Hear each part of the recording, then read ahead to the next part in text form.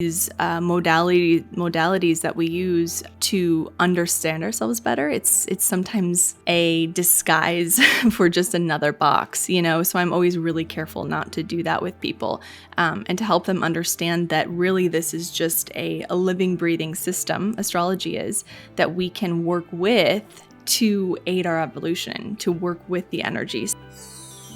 This is Awakened Love, the podcast, and I'm your host, Angel. This is a space where we get real about sex, love, and awakening.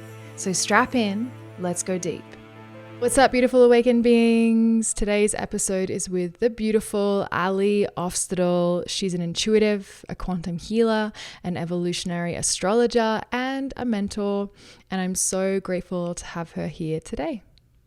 Welcome, sister. Thank you so much for being here. Thank you for having me. It's wonderful to be here. Yeah. Ali and I are Instagram friends. That's how we found each other and are connected. Yes, the magical world of Instagram. I know. It's wild. It seems like slightly off topic, but not really. Let's go in that direction first. What has been the gifts of Instagram for you and social media, and what have been some of the challenges or the cons? I love that question. I grew up in a really small little farm town in Illinois, and then was living in St. Louis when I really started sort of opening, basically.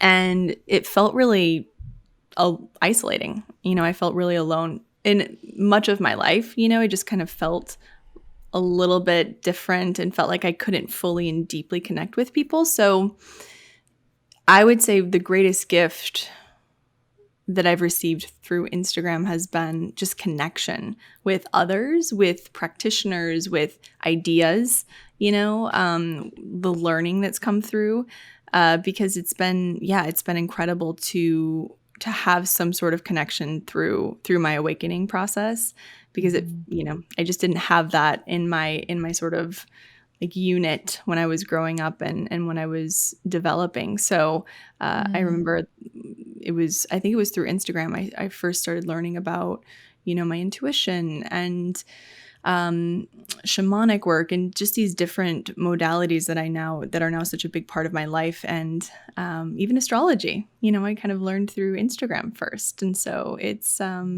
it's been a gift in that way. And of course, it's healthy to use in balance, but I've received a lot of gifts, so I'm grateful for that. It's wild, huh? Like, it's the source of so much awakening and education and so much sleepness. But I guess that's just like life. Like, we can use life in the virtual world or life in the real world as a source of awakening or as a source of sleepness. You touch on something that I feel is really a shared experience. It's interesting because I literally wrote a post this morning about sisterhood. I did a reel, and in that post I said, when I was first I would say embodying my awakening, because I don't know if I had like a point where I was like, oh, reality is different than how I thought. I kind of had that since I was little, but it was like the first time I actually started living into those values of awakening that I started to feel super isolated.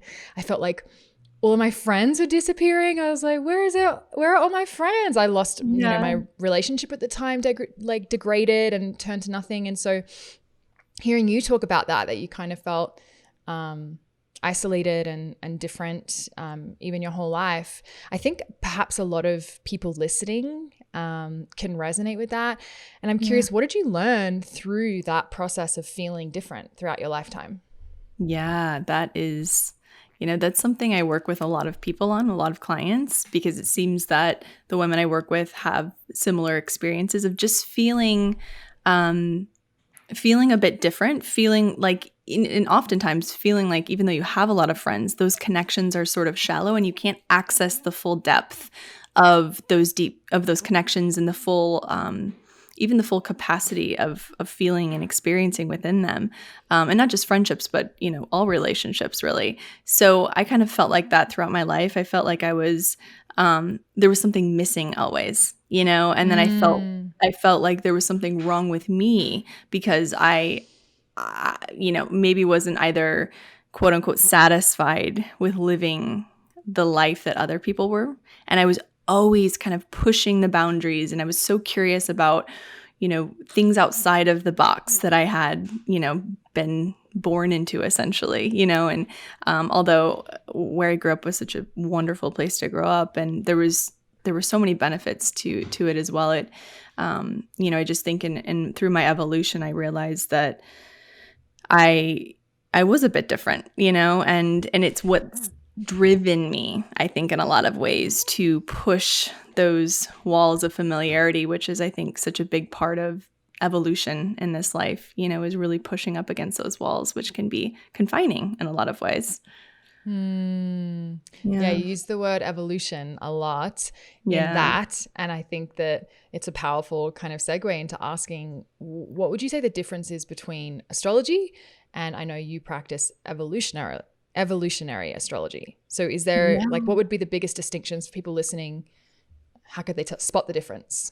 Yeah, absolutely. I love that.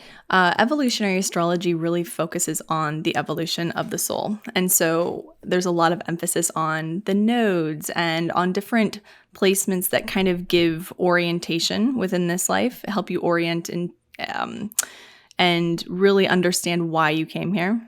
So I really focus a lot on that in the sessions, not just, sometimes astrology, depending on who's working with it, it can feel almost like a box, in and of itself, because there's a little rigidity, I think, to any of these modalities that we use to understand ourselves better. It's sometimes a disguise for just another box, so I'm always really careful not to do that with people, and to help them understand that really this is just a living, breathing system, astrology is, that we can work with to aid our evolution, to work with the energy. So it's kind of like a roadmap, and we have the choice to work with that roadmap or work against it. And either way, we'll receive what we need to, but sometimes it can be a little bit easier if we're in flow, So yes. Yeah, I love that you mentioned that. I think a lot of practitioners don't acknowledge that it can be another form of limitation. So I think it's really beautiful that you shine a light on that. I think it makes you trustworthy. At least to me, that makes someone more trustworthy when they're willing to acknowledge, you know what I mean? When they're willing to be by the way, here's a pitfall of this work, or here's where you can get stuck. I really appreciate that. So thank you for that. And of course, you mentioned the kind of higher importance perhaps on things like nodes. Can you explain a little more about what is a north node? What is a south node? What does that mean in your chart? Yeah, I love that question. I do transition work and evolution work with women. So I guide them through, change portals or life transitions, or, big portals of change, essentially, like a breakup or a divorce or, changing career, things like that. And so the nodes are something I really like to look at, especially within that, 26, 27 through 38, late 30s, because there's this really juicy period of time. It's not just the Saturn return, but it's a time where we start to acknowledge our own conditioning and how it has influenced our innate wiring, our soul blueprint. So when we look at our soul blueprint, it's very pure, and it has very clear outlines of what we're really meant to do in this life, what we're here to heal, what we're here to learn. And then we have the conditioning that we receive, on top of it, that can kind of confuse that a little bit, or it can shadow some of the things that that we were very closely connected with, when we were first born. So the nodes are a really beautiful key part of that learning, because it's in many ways sort of like a North Star. If we look at the North Node and the South Node, each one of us has a natal node, North Node, and a natal South Node. And then we have the transiting nodes, which are changing all the time. And so when I talk about eclipses and the nodal axis that we're working with now, I'm talking about Scorpio and Taurus, which is where the nodes are currently, which affects each one of us differently because our charts are all different. But we each also have a natal north node and a natal south node. And those are beautiful tools to really help us realign in this life. And when I say realign, I mean come back to our innate wiring, come back to our center point, working through the layers of trauma or whatever it is that's holding us out of alignment, and coming back to our center point, our power, our flow, our regulation, all of that. And so when we work with the nodes, they're very evolutionary in nature because the south node deals with kind of like our karma, where we've been. It is in many ways our default system. It's what we fall back into when we're not conscious of it. And it very much so represents the subconscious too, because it's sort of those patterns that we've that have been conditioned to run and project our reality, essentially. And then the north node is really our North Star, but it's not our comfort zone. It's not where we innately drop into. So it's, for example, I'm a Virgo South Node, which means I can easily drop into this sort of anxious, rigid control phase or mode because it's something I'm familiar with. But through my Saturn return and through, my growth and evolution, I've realized when I feel that kick on, that like desire and need to control, which of course is a result of childhood trauma, I know I need to lean more into my Pisces, which is very ethereal. It's artistic, it's creative, it's flowing, and it has deep trust and faith in a higher power. And so I can always feel when I need to realign those, and really there's medicine in both the south and the north node, And is that how they work? Like they're kind of opposing your south node? That's right. I think my north node is Capricorn. Does that mean my south node is Cancer? Yes, exactly. Yep. Right. What does that mean? Yeah, that's a great question. So when we have our south node is always directly opposite our north node. And the south node, like I said, is our comfort zone. So it's what we default and drop into. And so knowing that your south node is Cancer, it means that you default to a more mothering role. And if we look at, and oftentimes with our south node, it represents the shadow of that sign, and we're more aware of the shadow. That totally dovetails with my trauma. Right? I'm like, yeah. And it's so funny because and I'm sure you find this in your work, I tend to attract, women are all different and our trauma is all different and our blueprints are all different, but I tend to attract women who often work with that patterning of disconnecting from our own needs in order to survive our environmental failures, our childhood traumas. But then of course we get to become an adult, and you can't have healthy, successful, thriving relationships if you're disconnected from your own needs. That's the shadow of the mother, right? Like give and give and give. Or, for me, it's less of like underbounded. It shows up more as like Brene Brown says, people are listening, have heard me say this before, like, I don't need help, I am the help. And Lord, has life ripped that from me in the most spectacular way. Thank you. Exactly. So what does it look like to lean into the Capricorn side of that? Because I don't really know much about Capricorn. Like, what is that energy? That's a beautiful question. And you're exactly right. And I think that's a lot of what we as feminine are shifting. And we're essentially rewiring the whole mother archetype, because there's the shadow of it has really controlled a lot of the ways in which we've, been in our power, for centuries, honestly.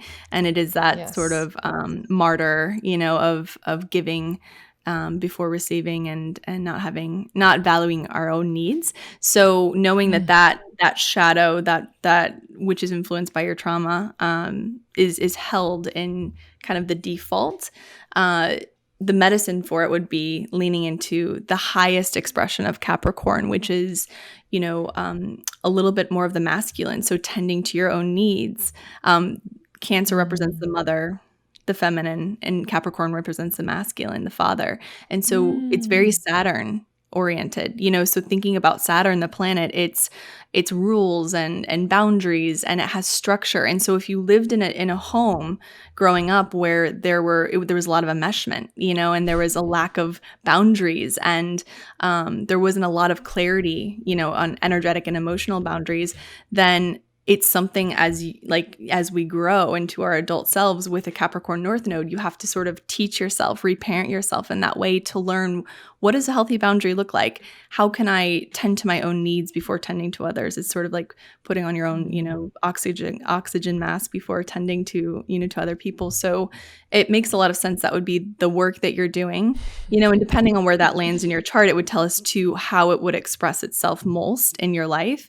So yeah, it's so fun to play around. You can sort of go in like layers, with astrology. It's like, okay, let's start here, but let's go deeper into it and let's see where it lands in your chart. And yeah, so yeah. That's really fun for everyone listening. Maybe you can go and have a look now if you don't know. Where is your South Node? Natal node, I believe you said. Where is your North natal node? And like seeing how that represents karma to dharma. It sounds like alignment. Exactly. Versus kind of like patterning. Really interesting. Yeah. You were talking a lot about the mother archetype. I love archetypes. Anyone listening knows we dive into this.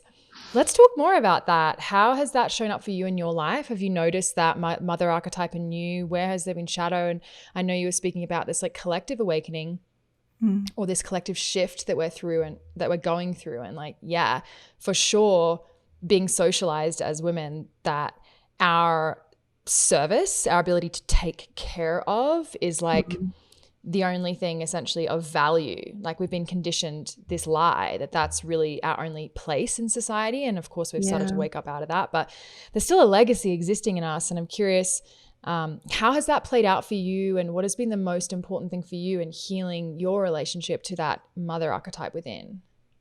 Yeah, I love that. I'm so passionate about women's work, and I think there's so many different avenues and modalities that are helping us shift, because that's really what I think this whole global shift is about, this quantum leap in human evolution that we're in, which is why things feel so intense, is that we're being asked to dive deep into our core layers and our core wounds and our traumas. And one of that collective trauma of the mother archetype is something that we are rebirthing right now as women, which is why there's a huge gap, I think, in relational work, even with men and women, because there's, we've been at it for centuries, and so when we look at even the feminist movement up until this point, it's been more of the masculine, it's been more of that driven, almost like Capricorn energy, where we've had to sort of pull ourselves more into the masculine in order to break some of these walls and barriers that needed to be broken until we could open into this more soft mothering work, which is so huge. And working with women, I notice a lot of our rupture is in the maiden to mother threshold, and sometimes there's women who don't even get an opportunity to evolve past that maiden because of so much trauma held within their bodies and within their history and even their ancestry. And so when we look at that, I think that the deepest work is that crossing right now, the maiden to mother, and moving from that sort of disconnected maiden needing to be saved, but also being thrust into motherhood so quickly, not having the proper rites of passage or threshold crossing tools to fully embody a healthy mother archetype, which is, I always think of the mama bear. It's like she takes time to rest. She knows how to protect her babies. She knows how to take care of herself. She knows how to feed herself, all the things, but she's fierce at the same time, and so yeah, it's really fascinating working with women and seeing how that fine balance between being a sovereign, independent woman and also a mother at the same time. And I think that balancing, not just even a physical mother, but a mother to ourselves, a mother to the world, is where a lot of us can do the work even before we have children, and so I work with a lot of women even prior to motherhood on doing that rewiring work and reparenting work to come back to their center and their power and reparent those parts that really didn't receive what they needed to, at the time, and can now be, fully dependent on our adult selves, our higher selves and our highest expression. So it's fascinating work. What was that crossing like for you? You were talking about this crossing Yeah. from maiden to mother. What was that like for you? Yeah, well, in many ways, I think that it's an evolving journey all the time, So, and there's layers to it, but I was, yeah, it was a really challenging crossing for me, and I have a Scorpio. I'm a Scorpio rising, and so I have Pluto in my first house, and that's something cool to talk about as well, as a Pluto and Scorpio generation, which is what's maturing now, and where we're at, and why we're doing so much of the deep healing and trauma work and ancestral work right now, because it's so needed for the world. But I knew I came here to work with those deep layers, and it really activated around 27 for me, and I went into this sort of, it was just such an eye-opening awakening that I had when I was traveling, and I realized my life was a life that I didn't recognize. I didn't know how I got into my marriage that I was in at the time. I didn't know how I, had formed this life that was so foreign to me. And so I really had to start doing some of this deep work, and I realized a lot of the ways in which I was raised sort of kept me tethered to those maiden principles of feeling disempowered, of feeling tethered and tied to authority outside of myself. My power was all externalized, and it was a bit of a bumpy road.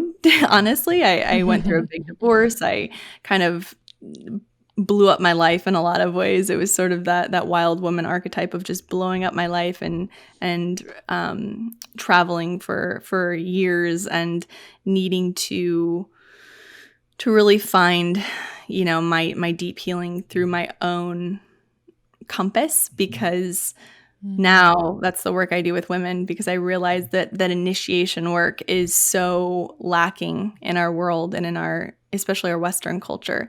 We don't have the rites of passage like, women did in all cultures, essentially, that we originate from, not just indigenous cultures of this country, but all of our indigenous cultures, throughout the world. So I had to kind of create my own rites of passage, and now that's the work I do with women, because I realize that threshold crossing can be so challenging and can be longer than it needs to be if you don't have someone to help you orient in that space. So, yeah. Yes. Yes. I love the word initiation. What do you feel Yeah. were some of those initiations that you led yourself through that created this kind of growth that you get to experience today? Yeah. Oh, I love that.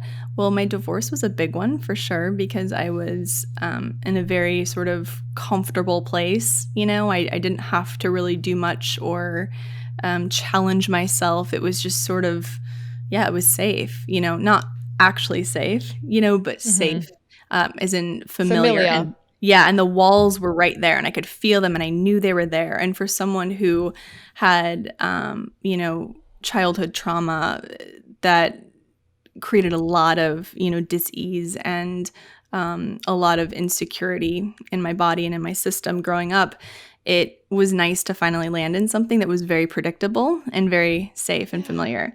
But what I realized is that it wasn't serving, and it wasn't my true soul's desire and journey to be within that relationship forever. So leaving that was like jumping off of a cliff and not knowing where I would land. It was like jumping into the unknown, and that in and of itself was an initiation, because it was me trusting something that I had never even tuned into before, my own intuition.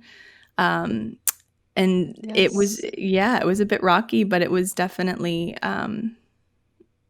an incredibly powerful initiation in trust and faith and in surrender, which is such a big part of being in an initiation as well, So, and that was, I was 27, I guess, when that happened. So it was a big one. Yeah. I love something you said. You said it was safe, but it wasn't serving. And I think Yeah. that's such an important distinction because, and it's an important part of evolution, right? Like if we come from developmental trauma, the impacts of our childhoods and the environmental failures, it's actually a really beautiful sign of evolution to be able to choose a safe partnership. Yeah. And then what you're highlighting that's such an also important relational piece is to then not only be able to choose, attract, and have a nervous system that's comfortable in safety, which is a big part of healing work, right? Yeah. Healing developmental trauma, relational trauma, so that we can actually feel accustomed to safety. A lot of our nervous systems, if we've grown up in traumatic environments, trip up with securely attached people. We're like, what is this? This is foreign. Yeah. So being able to have that is really cool. But I think that distinction is so important, is that and sometimes it happens in the same relationship, like we realize it's safe but not serving, and we go through that transformational work together to create a relationship that is also aligned with Dharma and our path and our purpose. But I just thought I wanted to pull that thread because I thought that was a really beautiful and important piece. And I'm curious for those listening to kind of inquire with themselves and celebrate what is safe in my life. Let's celebrate that. Hallelujah. But also, is there things in my life that are safe but not serving? I just wanted to pull on that. So beautiful. You mentioned we're in Scorpionic time. I'm a Scorpio. I have my sun is in Scorpio and Mars is in Scorpio. When people read my charts, and I'm not like an astrology, I don't know much about it. I like it, enjoy it. But people look at my chart, they're like, damn, you're like real Scorpio. They about the placements, or I don't know what it is. But I'm always curious. Scorpio gets kind of a bad rap sometimes. It can, yeah. Yeah. Can you talk a little bit about why, what do you mean when you say this age, or there's a Scorpionic time? What does that mean? And a little bit about that energy.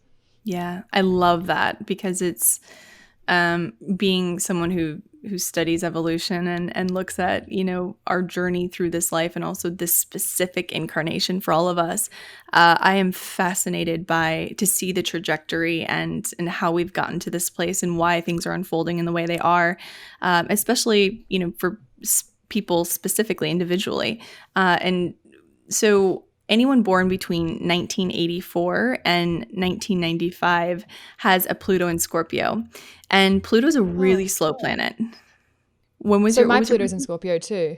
Okay. 1991. Yeah. Yeah. Yep, exactly. So which means you're very Scorpionic because Pluto, yeah, exactly. If we look at Pluto and Mars are both really happy in Scorpio. And you have both your Pluto and Mars in Scorpio with your sun as well, which means there's a huge Scorpionic influence in your chart, theme in your chart, evolutionary wise. So, and do you know what your rising is? Pisces. Oh, wow. Yeah, you have a lot of water in your chart. It's amazing. It makes a lot of sense of, why you do the work that you do too.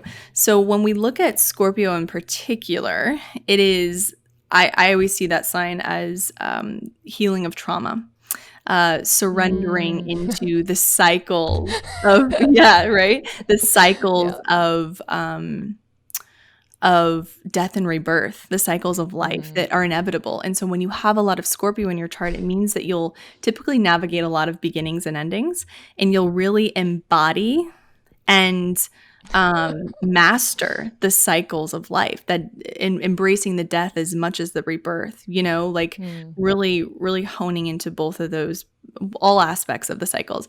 And right now in particular, wherever our Pluto placement is, typically that generation. So Pluto takes about 11 years to go through a sign, and it's slow. So when we look at Pluto placements, they're generational. So when we look at the Pluto and Scorpio generation, our role is to heal trauma, specifically generational trauma, because what we're doing now as humans is we're evolving and we're healing specifically the physical body, and elevating it so we can elevate and meet our consciousness and where it's moving. So there's kind of this specifically somatics. That's why that's such powerful work right now, but forever, is because the density of our systems are kind of archaic in a lot of ways, although our nervous system is brilliant and does exactly what it should be. Our world is much different now. So when we look at Pluto and Scorpio, we're looking at game changers. Like, we're the generation to take this healing work from, just talk therapy to deeper. Like, how can we get to the root of these traumas, of these core wounds, of the things that really run and create our reality, rather than just kind of existing at the surface and just talking about things and just looping through things. Pluto in Libra likes its relational work, but it likes to talk and intellectualize. Scorpio is felt, and so it dives deep to the surface. And so that's what I mean when I say Pluto and Scorpio. And when we're talking about Scorpio right now in particular, we're talking about the nodes, which are in Scorpio and Taurus. They're along that axis. And so our eclipses have been in Scorpio and Taurus. And that's all my moon about, is Taurus. That sounds like it must be intense for me.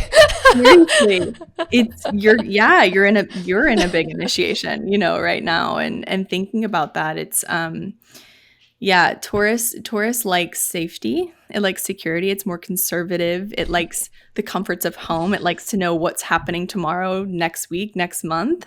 And Scorpio, just in its highest expression, at least, really just surrenders to the evolution. It surrenders to that death and rebirth cycle, and its evolutionary purpose is to create change, really. So when we look at the nodes on these two axes, the North Node in Taurus, the South Node in Scorpio, it's shedding traumas, generational trauma.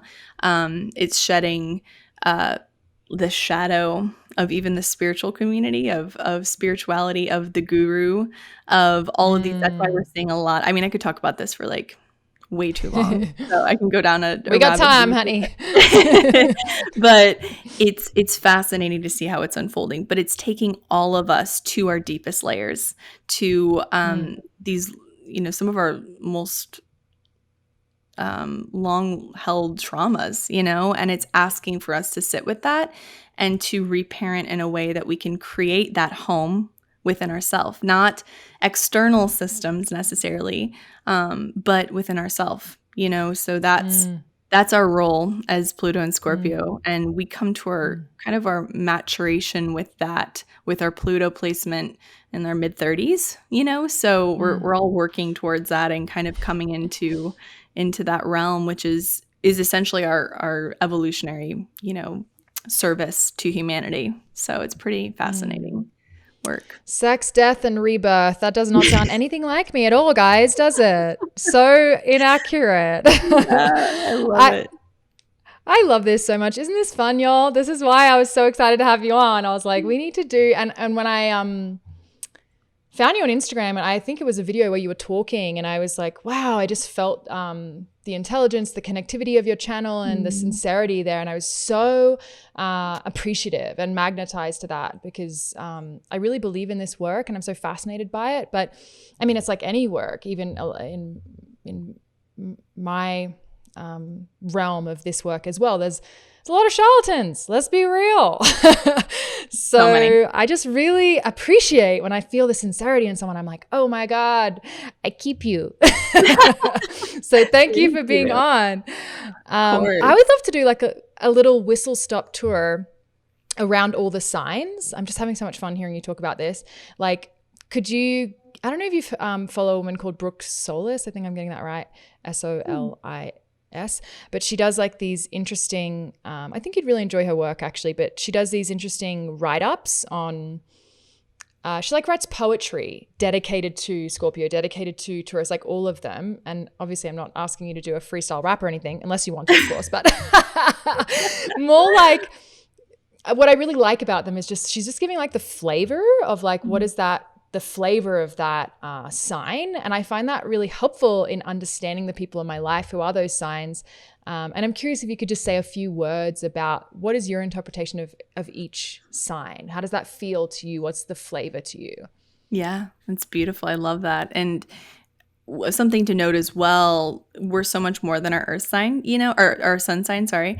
And we all have all of the signs within us. So that's something I like to note, because some people are like, well, I don't have any Taurus. And I'm like, no, you do. You might not have a planetary placement there, but you have it within you. It's part of the full spectrum. So we always start with Aries. It's the first sign of the zodiac. It's kind of like the Big Bang. It's creation. I'll kind of do like a shadow and a high expression of it, maybe, if that's Oh, I good. love that. Yeah? Yes. Okay, cool. So the shadow of Aries is that it can be reactive, or, gosh, I always have a problem with recall, so I can't think of the word I'm wanting to, but it can be reactive, and it can be like that warrior charging into battle. It might be someone who has, a temper, or like asserts himself too much. But in the highest expression, it is assertive. It takes action. It creates, because it's almost like the baby of the zodiac in a lot of ways. So wherever you have Aries, you have the ability to create and to move and to groove, which is nice and helpful for all of us. And then next we have Taurus, which we've talked a little bit about, but Taurus it moves a little bit slower. It likes planning. It likes to have a 401k. It likes to know what's coming. It's a little bit more conservative in nature. It likes to be home. It likes to have soft, nice things. In its shadow, it can be stubborn, because it's a deeply rooted oak tree. So you think of those deep roots. It doesn't really want to pull up those roots. It wants to stay put. And in its highest expression, it is that. It's dependable. It is it's sacred in a lot of ways. It's grounded. And then we move into Gemini, and Gemini is always a fun sign, and is one of the signs that gets a bad rap too, like Scorpio. But I think why that is because when Gemini is in its shadow, when Scorpio is in its shadow, it's just more obvious. Honey, you see it. You do. People are like, why do Scorpios get a bad rap, or Gemini? And I'm like, because it's more obvious, usually. And that's, of course, just, part of your personality, because we have so much happening and going on. But Gemini is social and talkative, and it's really here to spread information, so we look at Gemini in our charts, and it's where we have the ability to communicate and to speak and to spread information. In its shadow, it's the twins, so it can be split, and it can be unpredictable, and maybe a too flighty, or maybe too careless, in certain ways. But in its highest expression, it's a good communicator. It can be really powerful in spreading information and in leading in that way. And then we move into Cancer, which is a beautiful sign as well. And Cancer is the mother archetype. It connects with the moon. Gemini connects with Mercury, Taurus. And so when we look at Cancer in particular, it's soft, and it's emotional, and it has this emotional spectrum and access to it in ways that other signs don't. And it's really here to teach us about mothering ourselves. And in its shadow, it can be, it can put the needs of others before itself. It can shell up. It can be withdrawn or overly emotional, not having that emotional maturity. But in its highest expression, it's fiercely loving, and it's deeply empathic, and just the mother, which if you have a Cancer friend, it's like that person, when they hug you, you're just like, oh, I'm going to be okay, Yeah. And then when we move to Leo it also represents the heart, and it's courageous and passionate, and likes to be seen and heard, and it's leadership in a lot of ways. And so, but in its shadow, it can be so obsessed with being seen and being heard that it can drop into that, inauthentic expression. In its highest expression, it can be such a courageous leader and such a bright star in the sky for all of us to learn how to open our own hearts and to lead with love in many ways. And then we go into Virgo, which is it's the embodiment of the Virgin, of the goddess. And it's I always say that Virgos are kind of like the accountant of the zodiac in that they like to know where things are and they like to keep track and they're sort of organized. But in the shadow, that can be very rigid and very unforgiving in some ways, and controlling, which I think Virgo is a good sign to see where our, childhood trauma, or, around safety is, because you'll often see a need for control and wherever it lands in people's charts. So very interesting. And in its highest expression, it is very organized. It's very grounded. It's very clear and uses really beautiful discernment that we all could use and need, especially in this world we live in now. And Libra, which I'm a Libra, so I understand this sign. I was curious what you are. Okay, you're a Libra. Yeah, I'm a Libra. And Libra is the nervous system of the zodiac, and it's constantly taking in data and information externally and it's balancing it. So so Libra's it has a focus on external balance. So that's why Libras love aesthetics and beauty and nature, because we can acknowledge and see that in the external realm, which brings peace to our internal realm. The shadow of Libra is that it's taking in so much information all the time that it can be indecisive and it can sort of be flighty or even codependent in some ways, because it would rather not disrupt the balance and would rather just, go with what's working. And in the highest expression, it's a regulated nervous system, when it's in its highest expression. It's comforting and it's co-regulation and things like that feel really good. And then we move into Scorpio, which is we've talked a little bit about, but Scorpio its evolutionary purpose is to bring change, and so it's goes so deep, and it goes as deep as it needs to bring the change and healing that we need, in our own lives and then collectively as well. And so Scorpio, I think is the most powerful sign in the zodiac, but in its shadow, like I said, it can be very, very intense. It has like the Scorpio tail that can sort of just whip out of nowhere, and it can be scary, truly, in some ways. But it's because it scares me sometimes. No, I'm kidding. Exactly, because it has so much intensity and power behind it. It can also go into the Scorpio hole too, and sort of detach or dissociate in order to feel safe.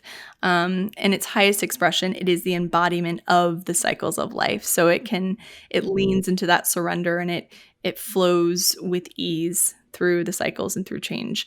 And then we move into Sagittarius, which is a really wonderful and fun, fiery sign as well. And Sagittarius is the scholar, the journeyer, the gypsy. It learns through experience, and so it's kind of the world traveler that collects information and then applies it to its teachings. And so in the lowest expression, in the shadow of Sagittarius, it can be a little bit dogmatic, because it's like, well, I've been there and I've done that and I know everything, because it really has been through a lot of different things, but it can get so focused on what they know that they can lose sight of what the bigger picture is. In the highest expression, it's the higher mind, so it's that sort of bridge between, I always see Sagittarius as like the bridge between science and spirituality in a way. It's like that the bridge of moving into where we're headed and, as humans. And then we move into Capricorn, which is the dad of the zodiac, and is so fascinating as well. And we're in Pluto and Capricorn now, so we've had a lot of Capricorn energy over the last few years. And Capricorn can be a bit it's an earth sign as well, but it can be a bit focused on itself and sort of rigid in its ways, because it's so focused on change and moving forward and completing. It's like like a goat climbing a mountain, and it always needs another mountain. So the shadow of Capricorn sounds like our collective in a bit of way, right? Like right. The consumerism. I don't know if that's true, but that Totally. always needs another mountain to climb. Is that true? Yeah, absolutely. Right? And Pluto's dismantling the Capricorn right now. So the toxic Capricorn in our systems. So things, we're seeing that right now. We're seeing that exposed essentially, and the shadow of that really is, like you said, it's sort of consumerism, it's capitalism in its shadow. It's always needing more, something else. It's focusing strictly on the reward or like the achievement, and not on the heart, the opposite of Cancer, like the heart and the emotional realm. So in many ways, I think it can represent the toxic masculine, in its highest expression. It can get anything done, and we need that too. We need the balance of the masculine and feminine, but we need those beautiful structures and the parenting and the boundary work and stuff like that. And then we move into Aquarius, which is such a fascinating sign and kind of an enigma as well. And my husband is Aquarius. Say more. Oh my gosh, I love it. Yeah, Aquarius is fascinating. It's if we look through the zodiac, it's the second last sign. So it's very evolved when it's in its highest expression, but it's very scientific, and it can be emotionally detached because it's focusing on the higher perspective always. So a shadow can be that it's not as embodied, it's not grounded in that way. So it's, if you think about like, being in a science lab under fluorescent lights and like only studying science forever, it's like you lose touch with nature, you lose touch with your body and things like that. So the emotional detachment, or the sort of always needing to be breaking out of boxes, can be a shadow of Aquarius. In its highest expression, it is like the change maker. It's always breaking down the walls and barriers and structures that aren't serving us any longer. And it's also very smart and intellectual and intelligent too, and it can see things other people can't. Yeah, and Pisces is the last and sort of the most, I think, one of the most fascinating signs, because it's very ethereal, and it's sort of the one consciousness and the mysteries of life and beauty and creativity and art. And in its shadow, it feels so much that it can use like escapism or detachment or dissociation in order to feel safe, because it's receiving so much information at the same, like always, So you, even being a Pisces rising, can probably feel that sometimes, where there's so much coming in that it can be overwhelming. And sometimes with Pisces, like substance abuse or addictive patterns are more common because there's just so much Worked through some of that in my life. Yeah, like if you think about hypersensitivity, it's in a lot of ways a Piscean trait, So and then its highest expression, it's the embodiment of one consciousness. It's love, and it's connection, and it's feeling the limitless, love that we have available to us on this planet. But it's kind of going from here to there really quickly. So it can be hard to like fully embody that when we're living on this planet, So, yeah. Yeah, the beings who are like floaty and like, I think that's why in my life, and speaking of being sensitive, I'm sure many people listening might identify with being a HSP, like highly sensitive person. And I think we're not set up in a world for feelers and healers, and those people that feel so deeply. And so there's been a lot of studies done on HSPs. Like there is a lot more substance abuse, a lot more of those coping mechanisms. It's like the gift and the curse. It's interesting to feel that in like Piscean through the lens of that kind of almost archetype, or I guess it's an archetype. Would you call the star signs an archetype? Yeah, they're all like archetypes. Print. Exactly, they're all archetypes, and that's why we have all of them within us, And astrology's a fascinating way to look at. It's just it's a lens and a language really to describe people and their experiences, and so I love working on both sides of it. Working. And studying people and studying their habits and patterns and their traumas and their coping mechanisms, and then looking at it through an astrological lens, because there's so much overlap. So, I'm in a HSP too, and I would describe that, in that way, but I would also describe it differently within my chart. I can see why it is that, in my birth chart. So it's fun to do that. And anytime anyone's going through something, I'm like, okay, we can talk about it in 3 different ways, Yeah. So we can sort of describe this in many different ways through the astrological lens or through an evolutionary lens or whatever it is. So, yeah. So fun. As you were talking through all of them, I was like thinking of all the people in my life, particularly the sun signs. And I was like, wow, that's so interesting. It feels so true. And it was really fun. So thank you for going on that journey with me. I feel like we just scratched the surface and we could talk for hours and hours, but I can hardly believe we're at time. So we're going to move into a couple of rapid fire questions if you're ready. I'm ready. What book do you gift people the most or recommend? Well, I'm a Scorpio rising, so depth is my jam. And I love Francis Weller. I don't know if you've heard of Francis Weller, but he has a book called The Wild Edge of Sorrow. So I often gift that to people who are navigating grief. And it's just one of my favorite books because I think grief work is such a missing element in our world. Understanding grief, and it's really at the root of so much of our suffering and our experiences, so I know it's not like really a quote unquote fun one, but it's beautiful. It's a beautiful book. Hey, honey, I'm a Scorpio over here. I'm all for it. I'm like, love that. Yes. If you could choose your last meal on earth, what would it be? Oh my gosh.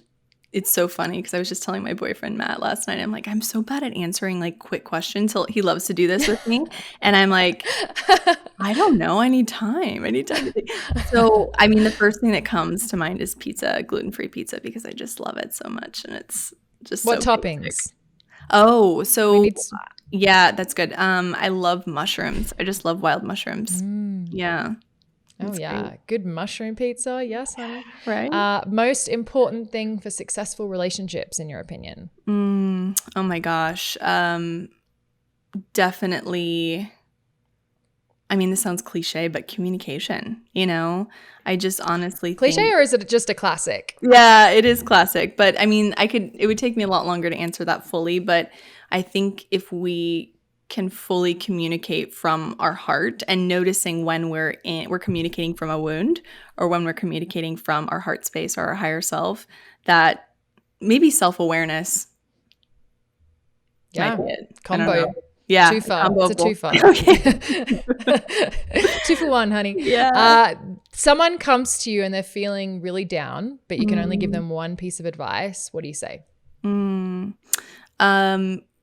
Creating space to feel what you're feeling, because I think so often we reach for things to distract us. And I always say in the beginning of, a big healing journey or even a threshold crossing or portal like that, the creation of space is one of the most important first steps because that creates space for us to, sit with what's there. And open some of those doors that have been closed for a long time. So, yeah. Yes. With you on that. What is your favorite thing that you own? Favorite thing that I own? Oh my gosh. Can I say my dog? Is that normal? Yeah, a lot of people do. Yeah. I don't. You got the microphone. You can say whatever you want. I feel like he owns me. And the opposite, but it's like a little sub-dom relationship, it. Yeah, like he's such an angel and a guide. He's 12 now, so he's my longest relationship and totally my angel in life. So I feel like it's kind of a cop out, but I feel like him. Yeah, not a cop out. Many people say it. Yeah. If you could be any animal, what animal would you be? Ooh, I love cats. I love cats. Anytime anyone does like a reading on me, they're like, okay, you have, number one, hawks. I love hawks, but I feel like cats are just like big cats, wild cats, like a bobcat or a panther or a lion or something. They're fascinating to me, for sure. I also love cats. Have you heard of Lyra? Don't know if you're into extraterrestrial things. Yes. Little tidbit for you. Yeah. You know Lyra? I do know Lyra. Parents? Yeah. Okay. Yeah, I was just picking up on those vibes. Were you? Interesting. Anyways, I yeah. always get I'm definitely very Pleiadian, but I do feel Lyran in a lot of ways too. Yeah. It's Same, fascinating. homegirl. Yeah. Same. It's We can funny. be Yeah. we They're can the be all of it. protectors of the universe. Yeah. Yeah, we're all of it. We're all everything. And who even knows what any of it means? But, I know. is it real? Is it not real? We don't know. Does it matter? Maybe. Alas, I digress. If you could have a superpower, what superpower would you have? Oh my gosh, this is so fun. Um, wow, I feel like I have superpowers already. But Yes. Okay. What superpower do you have? oh That's a better well, question. A few people have said that. I need to change the question. What I is love your it. superpower? My superpower, I mean, I have X-ray vision for sure. So it makes me really good at Mm. my work and what I do with people because I can see to the root of things immediately. But it Mm. makes life overwhelming and overstimulating, and it has since I was very young. So yeah, but it is the Yes. superpower, I think, because when you can go through those maturational thresholds with it and learn how to harness it and have boundaries and all the things and set up your life to embrace it, it can certainly be a superpower. So yeah. Yes. Yeah, I feel like hypersensitivity lends itself to psychic capacity. But yeah, that's the challenge is the overwhelm. I feel Yeah. you, sister. If you had to choose a totally different profession in an alternate universe, so you can't choose what you already do, Mm. what would you do? What would your career be? Oh my gosh. I would love to be, when I think about it, I would love to be like a novel writer that lives Mm. on the coast somewhere in a tiny little like Victorian village and or like England or something maybe and just write novels and yeah, just be cozy. It sounds so great. Yes, that sounds amazing. I'm Yeah. like, hey, there's still time. I know. I know. I'm already such an introvert. I'm like, oh gosh, if I moved to a tiny little village in England, I would really be isolated. Yeah, But I live on the top of a mountain at 8,500 feet. you Like do. we were joking the other day. We were like walking, and we actually used to live in the house up the street, which is a weird coincidence for another time. But we were like, we've been walking on the street for around a year accumulatively, and we've seen like 2 people total. And we were joking that people who live up here for a reason. They're introverts, and when you see people, you like, and then slow down so that you don't have to interact. But it's out of like respect that, and it's like it's just there's interesting folks up here in the mountains. Yeah. So I feel you, and Where do you also live? highly recommend Totally. in Boulder, Colorado. Amazing. That's my boyfriend and Yeah. I are always like, if we lived anywhere else besides Topanga, we'd probably live in Boulder. So I didn't know you lived in Topanga. We used to live in Topanga. That's no where we moved way. from. Come to Yeah, Boulder. We're recruiting. I love it. Everyone listening, Boulder's great. We're feeling, maybe that transition is I love Topanga similarly, but LA's really Yes. close and I can feel it all the time and I'm just like, whew, I could use some more trees, some of that alpine air for sure. So 10 out of 10 recommend. Last one. wow. I love how I can't do rapid fire questions. I'm like, this is tantric process oriented questions. So the last one is if there was a universal answering machine that everyone on this planet, all planets, the Pleiadians, Lyrians, everyone was going to hear today, what would you say? And take your time because we can edit out any pauses. Wow. An answering machine, you said. Okay. Mm-hmm. So you're leaving a message and everyone's going to get it. Okay. All right. I would say, hello. You are important. You're loved. You are essential in the evolution of this collective. And thank you for being here, for choosing this life. What else? Anything else? Damn, it's pretty powerful. You are Thank essential. I'm like, that's a mantra I haven't. I'm like, that's lovely. Yeah, I think Wake up to that. Yeah, we're facing so many like existential questions right now. And I think just knowing that you are essential, that each one of us is essential and has so much to give and to receive in this life is really important to know, So I hope everyone listening let that all the way in. Thank you so much, sweet love. Appreciate your time. So welcome. Where can all the people listening find you? I'm sure they're going to be clamoring to get involved with your work. Oh, you're so sweet. Thank you. Well, I have my website, aliofstedal.com, and Instagram is just at aliofstedal as well. And then I actually have a spell podcast. that for people? Yeah, that's a good idea. So it's ALI, Ali, and then OF as in Frank, STEDAL. And so it's just one word, no spaces or dots or anything like that. And then I do have a podcast as well with one of my dear friends, and it's called the Aligned Podcast. So I'm always over there doing energy reports and all the things. So yeah. Amazing. I'm going to get involved. Yeah. And everyone listening, you should too. Or watching. We're on YouTube now. Hi, guys. Amazing. I love this. Thank you so much, sweet babe. You're and looking forward to more soon. Yeah. Thank you so much for having me. It was wonderful. That's it for today, Awakened One. And just a quick thank you from me. Thank you for gifting us with your most precious resource, your time and attention, so that we can make this world a more awakened place. And if we're not friends on Instagram yet, then we absolutely should be. So come on over and say hello at Angelika Alana, and I'll see you there and see you next week.